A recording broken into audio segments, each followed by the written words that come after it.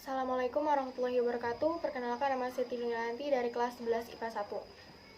Tugas ke-6 PKN, yaitu Hukum dan Peradilan Sosial. Yang pertama, definisi hukum menurut ahli dari Indonesia. Tokoh yang pertama itu Abdul Qadir Muhammad. Menurut Abdul Qadir Muhammad, hukum adalah semua peraturan baik itu tertulis atau tidak tertulis dan mempunyai sanksi tegas terhadap para pelanggarnya. Yang kedua, menurut Abdul Manan. Abdul Manan berpendapat bahwa hukum adalah suatu rangkaian peraturan yang menguasai tingkah laku atau perbuatan tertentu dari manusia dalam hidup bermasyarakat. Yang ketiga yaitu Abdul Wahab Khalaf.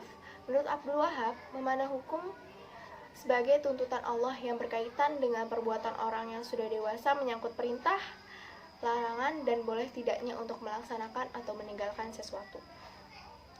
Nah, yang keempat menurut Ahmad Ali.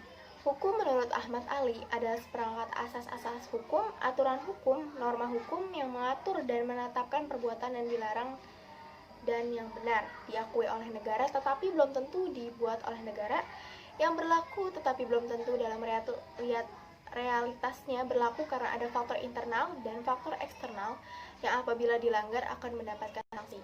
Nah, yang kelima menurut Bambang Sunggono. Menurut Bambang, hukum adalah subordir atau merupakan produk untuk kepentingan politik. Yang keenam menurut HMN Purwosucipto.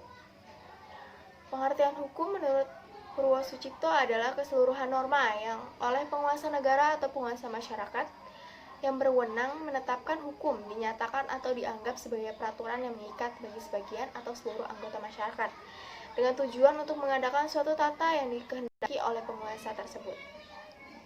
Nah, selanjutnya ada MH Tirtamijaya. Menurut MH Tirtamijaya, hukum ialah semua aturan atau norma yang harus dituruti dalam tingkah laku, tindakan-tindakan dalam pergaulan hidup dengan ancaman mesti mengganti kerugian. Jika melanggar aturan-aturan itu akan membahayakan diri sendiri atau harta. Umpamanya orang akan kehilangan kemerdekaannya, didenda, dan sebagainya. Yang ke-8 menurut Mohtar Kusumadja. Pengertian hukum yang memadai tidak hanya memandang hukum itu sebagai suatu perangkat kaidah dan asas-asas yang mengatur kehidupan masyarakat dalam masyarakat, tapi harus pula mencangkup lembaga dan proses yang diperlukan untuk mewujudkan hukum itu dalam kenyataan. Nah, yang kelima menurut Ridwan Halim.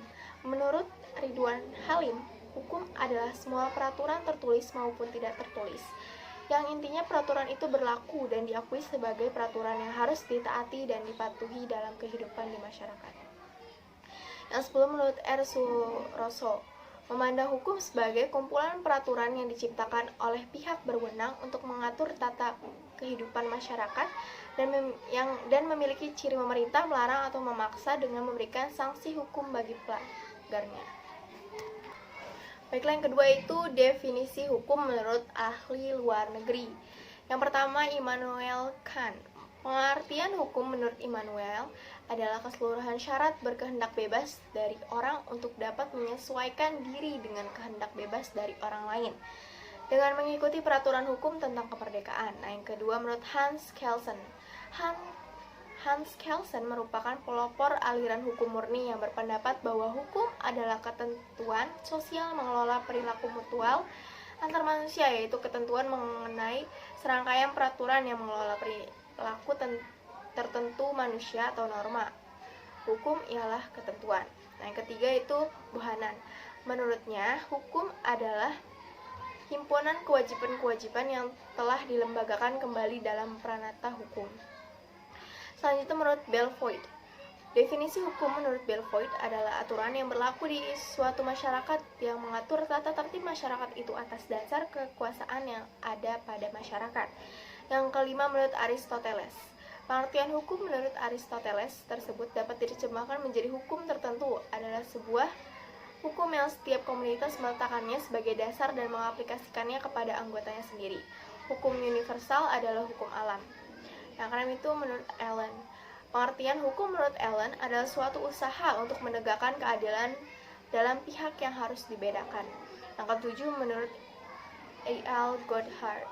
Arthur Lehman Goddhart, seorang ahli hukum dan pengacara Amerika Serikat memberikan definisi hukum adalah semua peraturan yang digunakan oleh pengadilan.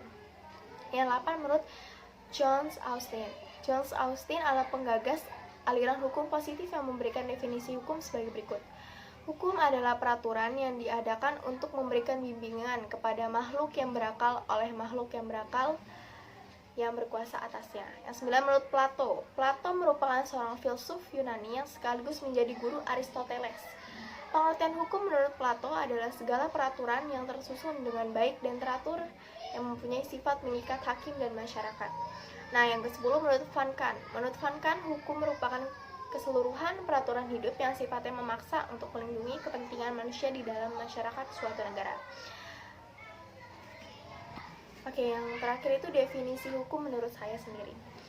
Menurut saya, hukum adalah seperangkat norma yang mengatur masyarakat di mana yang melanggar akan mendapatkan sanksi. Baiklah, itu saja yang dapat saya sampaikan. Mohon maaf bila mana ada kata-kata yang kurang berkenan. Saya undur diri. Wassalamualaikum warahmatullahi wabarakatuh.